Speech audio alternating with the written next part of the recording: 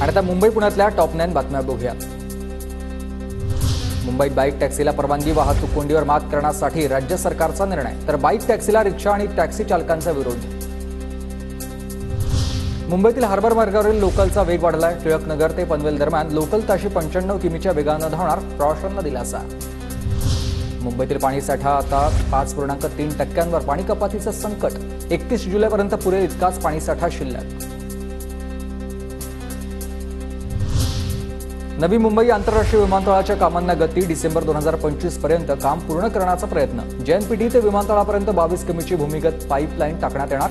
विमानतळावरील विमानांना आता JNPT मधून इंधन मिळेल। पुणे मंडळाच्या विविध उत्पन्न गटांसाठीच्या 5 जिल्ह्यातील सदनिकांच्या सोडतीचा निर्णय लांबणीवर पडलाय। मुख्यमंत्री शिंदे, पालकमंत्री अजित पवार आणि गृहनिर्माण मंत्री अतुल सावेंना वेळ मिळत नसल्यानं सोडतीचा निकाल पुढे। ज्ञानेश्वर माऊलींची पालखी 29 जून रोजी प्रस्थान ठेवणार। या पार्श्वभूमीवर पुणे शहरासह देहू आळंदी मार्गावर वाहतुकीत बदल, भाविकांच्या वाहनांसाठी देहू आळंदीत वाहनतळाची व्यवस्था।